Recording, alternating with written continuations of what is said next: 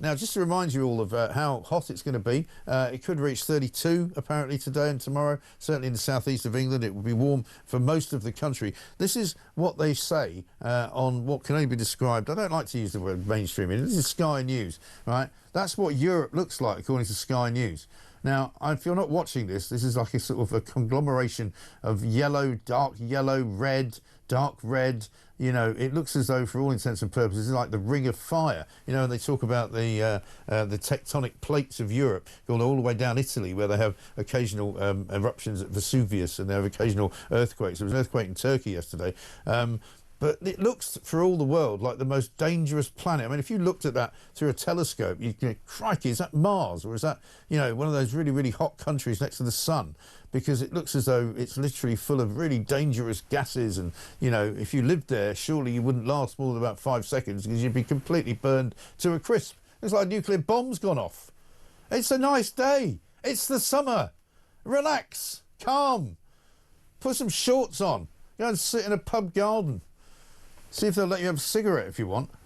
Obviously, we don't encourage smoking, but you know what I mean. It's really not that bad. Let's talk to Mark Littlewood, Director of Popular Conservatism UK. Mark, very good morning to you. Morning, Mike. Good to be with you. I mean, it does beg a belief the way that they get over the top with this stuff now, doesn't it? I mean, that looks to me like one of those pieces of film that you get from, you know, one of those really, really, really hot planets that you can't live on because it's ridiculously hot and you would vaporise as soon as you open the door. Yeah, worse than that, Mike. I was trying to work out whether nuclear war had already broken out, or whether this was some sort of alien invasion, which had not been fully reported by the media. Oh man, it's really bad. Yeah, I mean, it's what did you say it's likely to be today in London and the South East? About 32? 32 maybe. Yeah. Glorious, glorious weather. It was a beautiful weekend. You know, I had a lovely time. I was down at the beach with the dog both days, and you know, nothing to complain about at all. It was summer, for heaven's sake. Let's talk about some of the big stories in the papers this morning, though.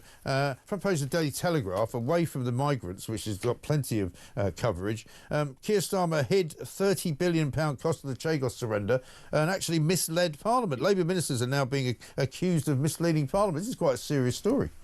It is a very serious story. All sorts of numbers have been batted around on how much this surrender of the Chagos Islands was going to cost.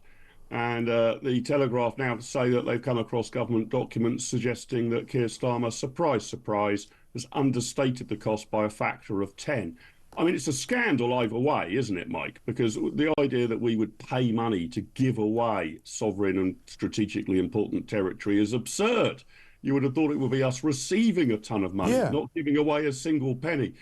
But it looks like some sort of accountancy trick played by Keir Starmer, and how inflation is calculated and the rest of it means that the cost is likely to be nearer 35 billion than I think it's 3.4 billion that he claimed. The Conservatives were claiming it would cost 30 billion and they were sort of laughed at by the government. It looks like it's going to be even higher than that. Well, that is the thing. I mean, look, we've got a clip here of what he said, because as ever with Keir Starmer, he's always so kind of dismissive of any kind of criticism, and but he's almost sneering about it. Have a look at this. This cost is part and parcel of using Britain's global reach to keep us safe at home. And it will be less than the cost of running one aircraft carrier for a year. Today's agreement is the only way to maintain the base in the long term. Yeah, except that wasn't true. And if he knew it wasn't true, I would say that is an incredibly serious thing to have said. Yes, I agree with that. I mean, what we're seeing here is the true cost, and indeed, Mike, the idiocy of Keir Starmer's ludicrously slavish commitment to anything that even smells like international law. Yeah. So if some sort of international court somewhere, probably a fairly tin pot court, sort of slightly suggests that maybe in the due course of time the UK should surrender its claims to the Chagos Islands, then Keir Starmer and his mate, the Attorney General, leap on this immediately and say this has got to be done forthwith, it's got to be complied with yesterday. It was ludicrous. If you want to ensure that Britain is safe, we should have kept that territory and taken a much more cynical approach to international law judgments. There's nobody to hand it back to.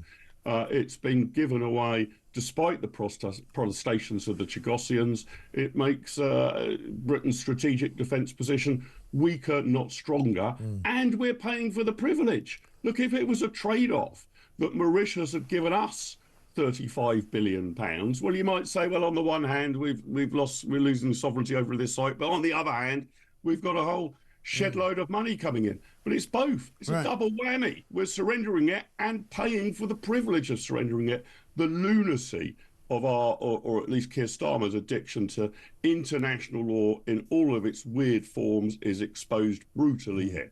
Yes, as is indeed his complete and utter inability to negotiate anything. You know, everything that he negotiates seems to end up being a worse deal for this country than it was before. You know, in the same way that he's now negotiating with the European Union for a reset, as it's being rather euphemistically called. But what so far has happened is that we're going to be tying ourselves to their food standards laws, which are going to cost our farmers money. We're tying ourselves to a new fishing treaty, which is going to cost our fishermen money. We're going to find ourselves having some kind of carbon emissions tax because we're aligning ourselves with them on carbon as well. So, you know, and even the US trade deal and the Indian trade deal, both of which had, you know, worse outcomes for us than it did for them. Yeah. You get the impression the Prime Minister doesn't much like Britain, don't you, Mike? Or at least doesn't trust its institutions. Well, he keeps trying to change it as well.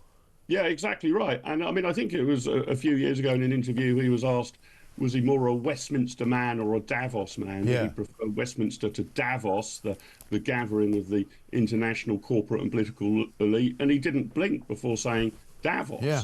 So it's unsurprising if you've got a Prime Minister who, at best, is sceptical about Britain running its own affairs and, at worst, is hostile to Britain running its own affairs, that every negotiation isn't really a negotiation, a sort of tough, across-the-table, real firm arm wrestle. It's a surrender. Yeah. And that's what we're seeing in more or less each and every one of this government's interactions internationally. It's a tragedy. And it's going to be bad for Britain over the long term, not just our defence interests, which I believe are harmed by us having less control over the Diego Garcia base on the Chagos Islands, but also in our economic interests. You just highlighted there a whole bunch of new regulations which are going to come in.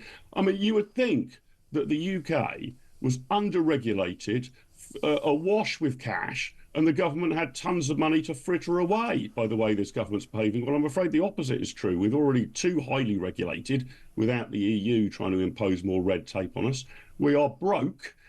We are getting broker by the day because whatever the black hole was that Keir Starmer and Rachel Reeves inherited from the Conservatives, they've kept digging and that black hole is bigger. Yeah. And I'm afraid, Mike, everything's going to get a lot worse before it starts getting better. Well, it really is. I mean, we discovered, I think, at the back end of last week, did we not, that a £22 billion black hole, which never really existed, which they said was the cause of all sorts of problems for them because the Tories left it for them, has now ballooned to 50 billion. But they don't say that bit's our fault. They just kind of go, it's magically turned up into a £50 billion black hole. But now with Chagos, you know, presumably that means it's 85 billion. Yeah, I guess if you accounted for all of the Chagos deal this year, I suppose they could spread it out over a longer period of time.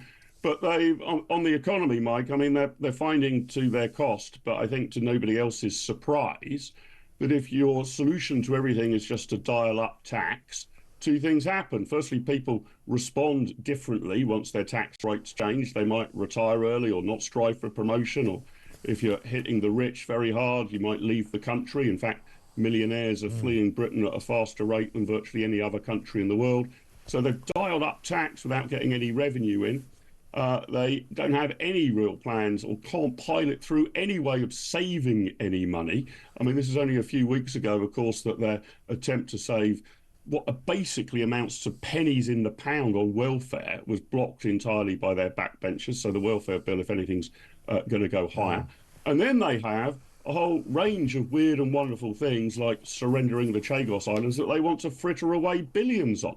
So this, I'm afraid, is the road to ruin. We've got to have a big conversation about how we're going to reset Britain. I think we've got to restore a lot of our institutions. We've got to be a lot tougher with the international community rather than bowing down to it. And we're going to have to find some pretty serious savings in terms of public expenditure.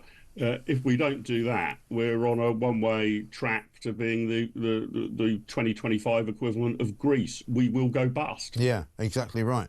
Although even Greece seems to have managed to get a handle on how to deal with illegal migrants better than we have. There's a story in the Sun today from Crete. That's a low bar, Mike. Yeah, well, true. Where they've actually managed to reduce the number of boats arriving on our Crete shores to zero. Basically because they said, look, if you arrive here from North Africa, we will arrest you, we will detain you, and we will send you back. You will not ever become somebody who can have asylum in Greece at all, I'm afraid. And so they've stopped coming and they've started going somewhere else. But just when you thought I was going to give you some good news, I'm afraid, Mark, I've got some further bad news for you on this in the running of Britain. Front page of the Daily Mail, 26,000 prisoners freed early by Labour. So since they've been in charge, they've literally released hundreds of people every single week, to the point where 26,000 have now been walking the streets, including hundreds of serious offenders who were handed sentences of more than a decade behind bars. An extraordinary figure. It is extraordinary, and what I'm trying to get to the bottom of is what obligate are these people just now free to, mingle in society again? Yeah. I mean, I think if you are going to release people early, it needs to be under very strict provision. I don't know, an ankle bracelet, and you can't leave your house or some such like. And the justice system, yet another part of Britain that's completely broken. Violent offenders released early, but if you say something a bit off colour on Twitter, expect a knock on your door by PC Plod, and if it's really off colour, expect to face a long jail term yourself. We seem to be sending the wrong people to prison and releasing the wrong people way too early. So public faith, I think, is, we were hearing just before the news, Mike, about the protests that ordinary people are now making, ordinary women and children outside migrant hotels. The British public, I think, have now had it right up to here. They've had more than enough of this. They realise the system is broken.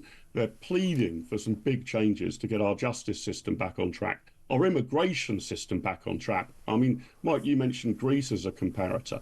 A friend of mine was talking to a former Greek immigration minister. They are really tough if you turn up at Greece and try and pull the wool over their eyes. If you say that you've come from this particular city or this particular town, or you're persecuted for this particular reason, you are very seriously cross-examined. Here, we take everything on faith. Not only do we take it on faith, we then give you a hotel room. And as you were saying earlier, Mike, what's covered on the front page of The Sun, you don't just get a hotel room, you can get some sort of days out at the football or tickets to the cinema or all the rest of it. We've got to completely change the way we do business, both in terms of justice and immigration. People out there in the real world are completely aware the system is absolutely broken. And our politicians, I'm afraid, don't seem to have the first clue about how to fix it. No, they really don't. And I'm afraid that's a rather unfortunate place to end, but that's what we're going to do. Mark, good to talk to you. Thanks very much indeed. Mark Littlewood, Director of Popular Conservatism UK.